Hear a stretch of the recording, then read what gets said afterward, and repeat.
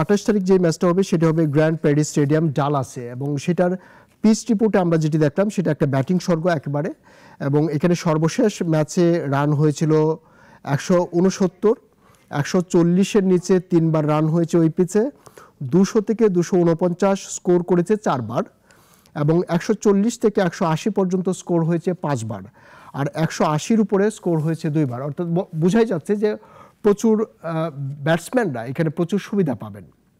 সামনের যে ম্যাচ বাংলাদেশের কি কেমন করার সম্ভাবনা আসলে? রানের ইয়াটা দেখে মনে হচ্ছে যে বিভিন্ন ধরনের দল এখানে খেলেছে, একটা পার্টিকুলার স্কোর যে হ্যাঁ এখানে প্যাটার্নটা এমন, মোটামুটি এরকম রান হয় না। আমরা 200+ রানও দেখছি, আবার 150ও দেখছি, মানে বিভিন্ন মানের দল বোধহয় এখানে খেলেছে। সো এতেও বোঝা যায় যে দলের মানের উপরে অনেক সময় ডিপেন্ড করে যে উইকেটটা কেমন। অনেক সময় হয় যে রান হচ্ছে না এবং আমরা ধরেই নেই এই উইকেটের মধ্যে রানই হয় না, তা কিন্তু নয়। অনেক সময় মানই খারাপ হয় অনেক সময় দলের, সে কারণে রান হয় না। সো এই বিশ্বকাপের ম্যাচ এগুলো, এবং এগুলি যেহেতু বিশ্বকাপের বিশেষজ্ঞরা এইসব ম্যাচ দেখছে, তাদের চেষ্টা ডেফিনেটলি যেন রান হয়, সেই চেষ্টা থাকবে এবং এই সব উইকেটে রান হবে। আমাদের সুবিধা হলো কি, আমরা আজে বাজে অনেক উইকেটে খেলতে অভ্যস্ত, খেলেছি আমরা। যেসব উইকেটে ভালো বাউন্স হয় না, যেসব উইকেটে একটু আনইভেন বাউন্স হয়, যেগুলো উইকেটে টার্ন বেশি হয় কম বেশি হয়, আমরা কিন্তু বিভিন্ন ধরনের উইকেটে খেলেছি। সো আমাদের অভ্যস্ততা তুলনামূলকভাবে অনেক বেশি, কিন্তু ডিফিকাল্ট উইকেটে খেলার অভ্যস্ততা। এবং এখানে যেসব উইকেট হয় সেখানে অতটা অতটা অতটা খারাপ উইকেটে খেলা হয় না। আমরা যে উইকেটে ইউএস এর সাথে খেলেছি সেগুলো যে অনেক খারাপ উইকেট ছিল তা না, কিন্তু আমরা তো একই মাঠে সবগুলি ম্যাচ খেলেছি, কিন্তু ওই মাঠেও আমরা শেষ ম্যাচটা খেলেছি, আমরা 100-র মতো রান করেছি 10 ওভারে, হ্যাঁ, শেষ ম্যাচে। সো অনেক সময় হয়তো আমরা নিজেদের পারফরমেন্স আমাদের খারাপ হলে আমরা অনেক সময় উইকেটের দায়টা দিই। উইকেটের দায় সব থাকে না সেটা আমি বলছি না, কিন্তু অনেক সময় উইকেটের দায় অতটা না থাকলেও আমরা সেটা দিয়ে ফেলি।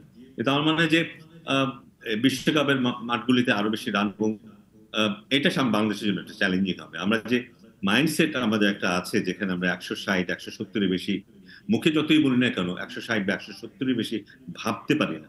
এবং আমাদের খেলা দেখলে বোঝা যায় যে 10 ওভার পরে এমন একটা রানে আসবো আমরা, আলটিমেটলি আমি 160 বা 162 বেশি করাটা মুশকিল হয়ে যায়, অ্যাক্সিডেন্ট গেলে যদি বেশি না হয়ে যায়।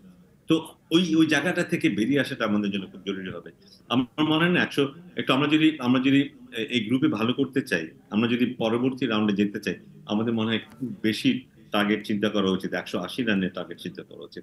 এবং যেহেতু আমাদের বোলিং এ একটা যথেষ্ট বেশ সমৃদ্ধ বলবো, হোপফুলি তাসকিন যদি বাই দ্যাট টাইম সুস্থ হয়ে যায় তাহলে তো আর কথাই নেই। বেশ সমৃদ্ধ একটা বোলিং অ্যাটাক আছে আমাদের। তাসকিন ভালো বল করছে, মুস্তাফিজের কথা বলতে হবে। মুস্তাফিজ গত ম্যাচে তো দুর্দান্ত করেছে, ও এখন অনেক বেশি ম্যাচিউর। কিন্তু আমার সবচেয়ে বড় অস্ত্র রিশাদের কথা আমি বলবো, যে রিশাদ একটা দারুণ ইনক্লুশন আমাদের এইবারের বিশ্বকাপে। এ কারণে ব্যাটসম্যানরা ভালো পুঁজি দিতে পারে, আমাদের বোলিং কিন্তু আছে, সেটাকে কাজে লাগানো। সো আমি হঠাৎ করেই গতকালকের ম্যাচের পরে আমি নর্মালি খুব আশাবাদী মানুষ, আমি খুব আশাবাদী হয়ে উঠছি। যদি আমাদের ব্যাটসম্যানরা একটু দায়িত্ব নিয়ে খেলতে পারে, একটু সাহস হয়ে উঠতে পারে, there is a good chance যে আমরা গ্রুপ পর্যায়ে কিন্তু আমরা ভালো করতে পারি।